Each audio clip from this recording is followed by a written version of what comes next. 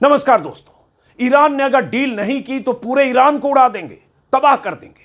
Trump की ऐसी धमकियों के डर से भी जब ईरान अमेरिका के साथ मीटिंग के लिए इस्लामाबाद आने को तैयार नहीं हो रहा है, तब अमेरिकी नेवी ने ईरान के झंडे लगे एक जहाज को कब्जे में लेकर गल्फ ऑफ ओमान और पर्शियन गल्फ में तनाव को और बढ़ा दिया है। ईरान ने अपने जहाज पर अमेरिकी हमले के बाद पलटवार करने और खतरनाक जवाबी कार्रवाई करने का ऐलान किया। ट्रंप ने अपने ट्रूथ सोशल के जरिए दुनिया को बताया है कि एक ईरानी झंडे वाले मालवाहक जहाज ने हमारी नौसैनिक घेराबंदी को पार करने की कोशिश की। उसका नतीजा उनके लिए अच्छा नहीं रहा। अभी वो जहाज यूएस मरीन के कब्जे में है। सेंटकॉम की तरफ से दावा किया गया है कि ईरानी मालवाहक जहाज ने उनके नाकेबंदी का उल्लंघन किया, इसलिए उसके इंजन रूम पर कई राउंड फायर करके उसे कस्टडी में ले लिया गया। यह तो अमेरिका ने कहा। ईरान ने अमेरिकी कार्रवाई को समुद्री डकैती घोषित करते हुए कहा है कि अमेरिका ने गल्फ ऑफ ओमान में ईरान के कमर्शियल जहाज पर हमला किया, उस पर गोलीबारी की, उसके डेक पर अपने आतंकवादी मरीन सैनिकों को उतारकर उसके नेविगेशन सिस्टम को निष्क्रिय कर दिया।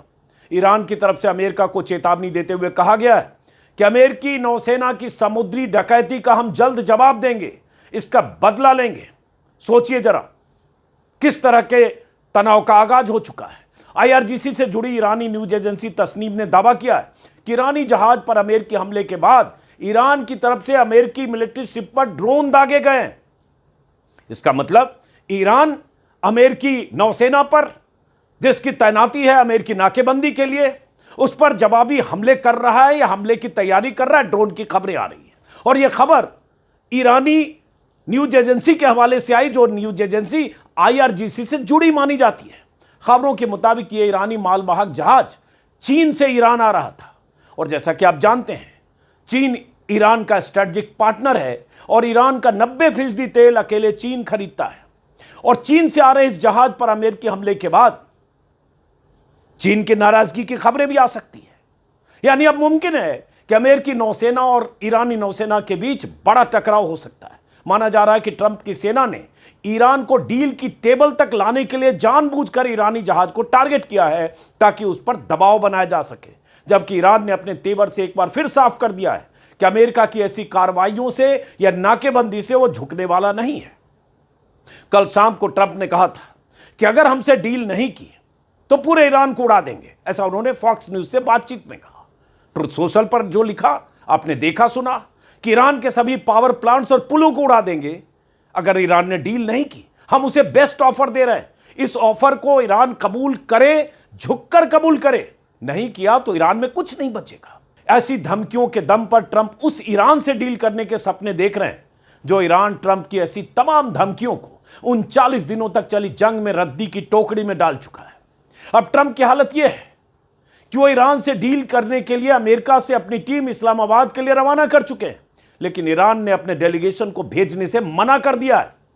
ईरान की तरफ से अमेरिका को संदेश दे दिया गया है कि उनकी शर्तों पर कोई समझौता नहीं होगा। ईरान के सरकारी मीडिया के हवाले से कहा गया है कि हॉर्मुज में अमेरिकी नाकेबंदी जारी रहने तक ईरान इस बातचीत में हिस्सा नहीं लेगा। यानी अभी कुछ तय नहीं है कि इस्लामाबाद में समझौता वार्ता होगी या नहीं। ईरान की माने तो अब तक ऐसी किसी मीटिंग के लिए वो तैयार नहीं है और ट्रंप की हालत खिसियानी बिल्ली खंभा नोचे वाली हो गई है। अमेरिका की एडवांस पार्टी कल ही पाकिस्तान पहुंच चुकी है। इस्लामाबाद में जबरदस्त तैयारियां चल रही है। कई तरह के वीडियो पाकिस्तान से आ रहे हैं।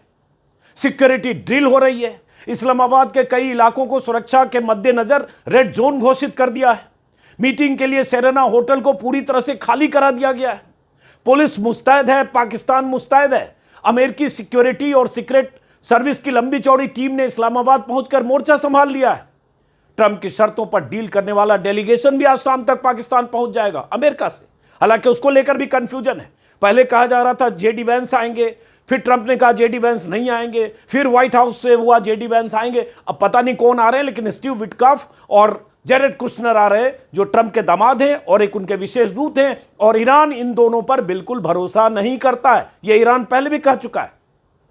और इसके अलावा तमाम वजह हैं जिन वजहों की तरफ इशारा करके ईरान ने कहा है कि अभी इस मीटिंग में हिस्सा लेने को हम तैयार नहीं हैं, क्योंकि इससे कोई सकारात्मक नतीजा नहीं निकलेगा। तो जरा सोचिए, खुद को दुनिया का सुपर पावर समझने वाले अमेरिका का राष्ट्रपति वॉशिंगटन में बैठकर ईरान को पूरी तरह से उड़ा देने की धमकी के दम पर ईरान से डील पर साइन करना चाह रहा है, और ईरान है कि धमकियों से डरकर कोई समझौता करने को तैयार नहीं है। ट्रंप की इससे ज्यादा फजीहत क्या हो सकती है? इसी से आप अंदाजा लगाइए कि ट्रंप ईरान से समझौते को कितने बावले हैं, कितने बेचैन हैं, कितने बेताब हैं। पाकिस्तान के प्रधानमंत्री शहबाज शरीफ ने कल देर रात ईरान के राष्ट्रपति मसूद पेजिशकियन से लंबी बात की। अमेरिका से डील को फायदेमंद बताकर मसूद पेजिशकियन को इस्लामाबाद की मीटिंग में शामिल होने के लिए तैयार करने की कोशिश की। खुद उन्होंने एक्स पर लिखकर पूरी दुनिया को यह बताया भी कि कैसे उन्होंने पेजिशकियन को समझाया। शहबाज शरीफ अभी वेस्ट एशिया के 3-4 देशों का दौरा करके लौटे हैं। यूएई, कतर और तुर्की, ये सब भी उन्होंने बताया ईरान को, लेकिन बात नहीं बनी। उससे पहले पाकिस्तान के विदेश मंत्री ने ईरान के विदेश मंत्री अब्बास अराक्ची से बात की। कहा जा रहा है कि अब्बास अराक्ची ने अमेरिका की धोखेबाजी और शर्तों का हवाला देकर अपना ऐतराज जताया और मीटिंग में आने से इनकार कर दिया। ईरान की सरकारी news agency Islamic Republic news agency यानी IRNA के हवाले से खबर आई कल देर रात कि अमेरिका की अत्यधिक डिमांड, अव्यवहारिक शर्तें और बार बार दी जा रही धमकियों के बीच किसी भी तरह की सार्थक बातचीत की संभावना नजर नहीं आ रही है। ईरानी एजेंसी की तरफ से यह भी कहा गया है कि अमेरिका ने हॉर्मुज में नाकेबंदी करके सीज फायर का उल्लंघन किया है और अब मीटिंग की बात करके ईरान को ब्लेम गेम में फंसाना चाहता है। इसी तरह की खबरें अमेरिकी मीडिया के हवाले से भी आई है। एक्सियोस में एक रिपोर्ट छपी है कि ईरान इस मीटिंग को ट्रंप के ट्रैप की तरह देख रहा है। ईरान को लगता है कि ट्रंप समझौते का दावा तो कर रहे हैं, लेकिन उनकी शर्तें ईरान ने नहीं मानी तो यह अमेरिकी हमले का बहाना भी बन सकता है। हो सकता है अमेरिका इसकी तैयारी कर रहा हो कि अगर ईरान इस बार समझौते के टेबल पर आकर उनकी शर्तें माने बगैर अगर इस मीटिंग को खत्म करता है तो फिर सीज फायर की मियाद खत्म हो रही है, अमेरिका हमले की तैयारी कर चुका है और कर सकता है। इसलिए ईरान इस बार फूंक फूंक कर कदम रखना चाहता है। पाकिस्तान जाने से पहले कुछ मुद्दों पर अमेरिका से साफ कमिटमेंट चाहता है, क्योंकि उसे अमेरिका की नीयत पर बिल्कुल भरोसा नहीं है, बल्कि धोखे की आशंका ज्यादा है। ईरानी लीडर्स बीते 72 घंटों के दौरान, चाहे वो ईरानी संसद के स्पीकर गालिबाफ हो, चाहे अराक्ची के हवाले से आई खबरें हो, चाहे IRGC के कमांडर्स के हवाले से आई खबरें हो, हर बार कहा जा रहा है कि अमेरिका धोखेबाज है, वो धोखा देगा, उसके धोखे में के ट्रैप में हम नहीं फंसना चाहते हैं। और उधर ट्रंप की हालत क्या है? अमेरिका में भारी विरोध का सामना करना पड़ रहा है उन्हें। ट्रंप की गर्दन इस जंग में इस कदर फंसी है कि न तो उन्हें निकलने का रास्ता दिख रहा है, न ही जंग में टिके रहने को तैयार हैं, क्योंकि इससे भयंकर नुकसान हो रहा है। ईरान ने जिस तरह से 39 दिन तक जंग लड़ी है और जिस तरह से अमेरिका के सामने सीना तानकर खड़ा है, वो ट्रंप के लिए बहुत बड़ी टेंशन बना हुआ है। 2 दिन बाद यानी 22 अप्रैल को सीज फायर की मियाद खत्म हो रही है। ट्रंप उसके पहले ईरान को बातचीत की मेज पर लाकर झुकाना चाहते हैं और ईरान झुकने को तैयार नहीं हो रहा है। पेच यहीं फंसा है। ईरान न तो ट्रंप की शर्तों के मुताबिक अपने न्यूक्लियर प्रोग्राम को 20 साल के लिए छोड़ने को तैयार है, न ही अपना एनरिच्ड यूरेनियम ट्रंप को सौंपने को तैयार है, न ही स्टेट ऑफ हॉर्मुज को पहले की तरह पूरी तरह से खोलने को तैयार है। जब तक ईरान अमेरिका की ये शर्तें नहीं मानता, तब तक इस जंग में अमेरिका की हार पूरी दुनिया के सामने सबूत के तौर पर होगी। ट्रंप को इस बात का अंदाजा है। ट्रंप को समझ में नहीं आ रहा है कब ईरान को कैसे डराएं, क्या कैसे झुकाएं, अपनी शर्तों पर कैसे सरेंडर कराएं। सब कुछ करके तो देख चुका। ईरान को स्टोन एज में पहुंचा देंगे, ईरान की पूरी सभ्यता को खत्म कर देंगे, ईरान को नक्शे से मिटा देंगे, ईरान में कुछ भी बचेगा नहीं, ईरान 100 साल पीछे चला जाएगा, ईरान में इतनी बमबारी करेंगे कि ईरान की पूरी लीडरशिप के मरने के बाद ईरान को संभलने में दशकों लगे। सब कुछ कह चुके ट्रंप। यहां तक कि 1.5 दर्जन वारशिप वेस्ट एशिया की तरफ रवाना करके बार बार धमकाते रहे। कहा जा रहा है वेस्ट एशिया में ईरान की घेराबंदी के लिए फिर से यूएस के कुछ वारशिप जो अगले 1 हफ्ते में पहुंच जाएंगे वेस्ट एशिया में, उन्हें रवाना किया गया है। मतलब ट्रंप, जैसे बिहार में कहते हैं, बंदूक की नोक पर समझौता, कनपट्टी में बंदूक रखकर हमारी बात मान लो। कुछ ट्रंप इसी अंदाज में कर रहे हैं और इसी अंदाज में कह रहे हैं। पिछली बार जब मीटिंग इस्लामाबाद में होनी थी, मीटिंग के पहले रात में उन्होंने कह दिया कि ईरान के नेगोशिएटर इसीलिए जिंदा हैं ताकि वो बात कर सके। मतलब या तो मीटिंग में बात करके हमारी शर्तें मानो, नहीं तो पता नहीं तुम इस दुनिया में रहोगे या नहीं, मारे जाओगे। इसी तरह की बात इस बार ट्रंप ने फिर कह दिया। तो अब ट्रंप के सामने क्या उपाय है? ट्रंप ने ईरान को डील की टेबल तक लाने की जिम्मेदारी पाकिस्तान को दी है और ईरान पाकिस्तान के झांसे में भी आने को तैयार नहीं दिख रहा है, क्योंकि बहुत सारे ईरान के लीडर्स को, आईआरजीसी के कमांडर्स को लगता है कि पाकिस्तान अमेरिका के लिए ज्यादा काम कर रहा है, अमेरिका के हितों की उसे ज्यादा चिंता है। चूंकि आसिम मुनीर जो पाकिस्तान के आर्मी चीफ है, ट्रंप के बहुत करीबी माने जाते हैं, उन्हें अपना पसंदीदा फील्ड मार्शल पहले ट्रंप कह चुके हैं, इसलिए उन्हें लगता है कि कहीं ऐसा तो नहीं कि अमेरिका के प्रभाव में आकर, चूंकि अमेरिका से बहुत कुछ पाकिस्तान को हासिल भी होता है, $बिलियन का फंड भी, बहुत कुछ हासिल करना भी है, अमेरिका के गुड बुक में रहने के लिए पाकिस्तान कुछ भी कर सकता है। तो ईरान के लीडर्स को लगता है कि कहीं यह झांसा तो नहीं है। पाकिस्तान चाहता है कि किसी भी सूरत में ईरान अमेरिका से बातचीत के लिए इस्लामाबाद आ जाए। पाकिस्तानी आर्मी चीफ आसिम मुनीर 3 दिन तक तेहरान में डेरा डालकर वहां के तमाम लीडर से बातचीत करके लौट चुके हैं। ईरान के राष्ट्रपति, ईरान के विदेश मंत्री, ईरानी संसद के स्पीकर और बहुत सारे नेता सबसे मिलकर मशक्कत कर चुके हैं। यही नहीं, आसिम मुनीर आईआरजीसी के कमांडर्स तक से मिल चुके हैं। कहा गया उस दौरान उन्होंने ईरान के लीडर्स की ट्रंप से बात भी कराई थी, कुछ झकझक भी हुई थी, लेकिन ईरान किसी भी सूरत में ट्रंप की शर्तों पर डील करने को तैयार नहीं है। ईरान के राष्ट्रपति मसूद पेजेश्किन ने कहा है कि अमेरिका ईरान के हक को छीनकर उसे शांतिपूर्ण न्यूक्लियर प्रोग्राम से दूर नहीं कर सकता।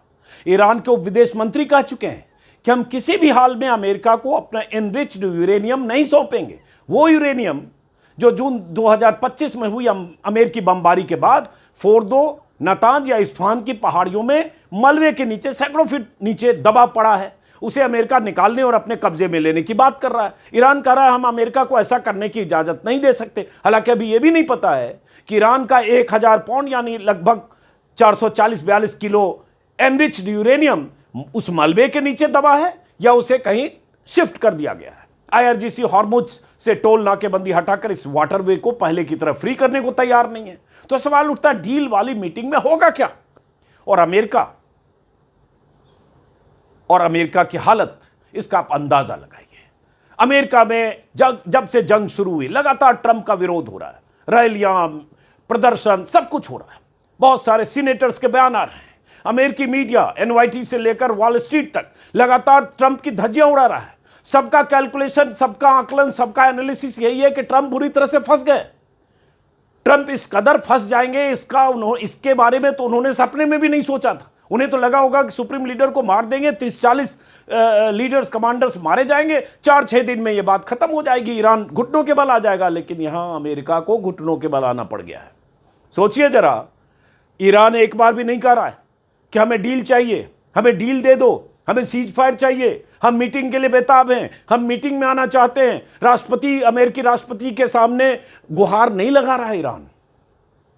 तब भी जब ईरान में हजारों लोग घायल हुए, ईरान की हजारों बिल्डिंगें तबाह हुई, इमारतें, स्कूल, कॉलेज, हॉस्पिटल तबाह हुए, 16 से 18 हजार जगह धमाके किए जा चुके, अमेरिका का दावा है। अमेरिका कह ही रहा है कि सब कुछ तबाह बर्बाद कर दिया, कुछ बचा नहीं। बावजूद इसके बार बार सीज फायर की बात कौन कर रहा है? सीज फायर की मियाद बार बार किसने बढ़ाई? धमकियों की मियाद बार बार किसने बढ़ाई? और अब अपनी टीम भेजकर ट्रंप ये ऐलान करके कल रात देर शाम कि हम अपने प्रतिनिधि मंडल भेज रहे हैं धमकियों के साथ, और ईरान की तरफ से सन्नाटा है। खबरें जो अमेरिकी मीडिया में आई है, कल भी एनवाईटी में और बाकी अखबारों में, कि ईरान के पास अभी भी मिसाइल पावर 50% से ज़्यादा है, हज़ारों मिसाइलें हैं अंडरग्राउंड सिटी में। हॉर्मुज की जो स्थिति है, ईरान हॉर्मुज में भौगोलिक तौर पर ईरान इतना मजबूत है जिसको लेकर दर्जनों नहीं सैकड़ों रिपोर्ट छप चुकी है कि अगर हॉर्मुज में टकराव हुआ, स्ट्रेट ऑफ हॉर्मुज में जो 135-36 किलोमीटर का संकड़ा रास्ता है, जहां 32-33 किलोमीटर की चौड़ाई है, वहाँ भौगोलिक स्थिति जो है ईरान की, उसमें पहाड़ियाँ हैं, गुफाएं हैं, वहाँ ईरान की जिस तरह से तैनाती है, जो तैयारियाँ ईरान ने दशकों से की है, इस अंदेशे में कि कोई वक्त ऐसा आ सकता है जब वहाँ तनातनी होगी, टॉर्पीडो बोट से लेकर मिसाइल, ड्रोन और नेवल माइंस, अगर वहाँ टकराव हुआ तो क्या होगा इसकी कल्पना की जा सकती है। और जिस तरह से तेल की कीमतें बढ़ रही हैं, बढ़ने का अंदेशा इस टकराव के बाद, उसका क्या होगा पता नहीं। 2000 से ज्यादा या 2000 के आसपास तेल टैंकर और मालवाहक जहाज स्ट्रेट ऑफ हॉर्मुज की नाकेबंदी दो तरफा हो गई, अमेरिका ने भी कर दी और टोल नाका ईरान ने लगा दिया। फंसे हैं 25 से 30 हजार सेलर्स, नाविक और जो मालवाहक जहाज पर जो कर्मचारी होते हैं वो फंसे हैं। कोई रास्ता दिख नहीं रहा है। अमेरिका दादागिरी से ईरान को झुकाना चाह रहा है, ईरान दादागिरी मानने को तैयार नहीं है। तो फिर रास्ता क्या होगा? दुनिया एक बड़े संकट की तरफ जा रही है। चीन और रूस डायरेक्ट, इनडायरेक्ट, प्रत्यक्ष या अपरोक्ष ईरान के साथ है। अमेरिका के राष्ट्रपति ट्रंप अगले महीने चीन जाने वाले हैं। उसके पहले वो चाहते हैं किसी ढंग से यह रास्ता खुले, किसी ढंग से ईरान झुके, लेकिन ऐसा होता नहीं दिख रहा है। तो अगले 24 घंटे बहुत अहम है। कहा जा रहा मंगलवार को यानी कल पाकिस्तान में मीटिंग हो सकती है। कुछ खबरें आ रही, हो सकता है कल सुबह ईरानी प्रतिनिधिमंडल वहां पहुंचे। अगर ईरानी प्रतिनिधिमंडल डेलीगेशन पहुंचेगा भी तो क्या इसमें वही सब चेहरे होंगे जो पिछली बार गए थे? ईरानी स्पीकर गलीबाफ, ईरानी विदेश मंत्री और बहुत सारे लोग, IRGC से जुड़े लोग, नेशनल सिक्योरिटी सुप्रीम काउंसिल से जुड़े लोग, और वो जाएंगे तो क्या उसी तेवर और उन्हीं शर्तों पर ईरान टिकेगा? और टिकेगा तो फिर मीटिंग बेनतीजा होगी तो फिर क्या होगा? ऐसे बहुत सारे सवाल है। हमें इंतजार करना पड़ेगा कि अब ईरान से क्या खबर आती है। और ये तनातनी तनाव दुनिया को किसी बड़ी लड़ाई की तरफ धकेल तो नहीं रही है और दुनिया को किसी बड़े संकट के मुहाने की तरफ धकेल तो नहीं रही है। फिलहाल इस वीडियो को यहीं खत्म करते हैं, फिर मुलाकात होगी।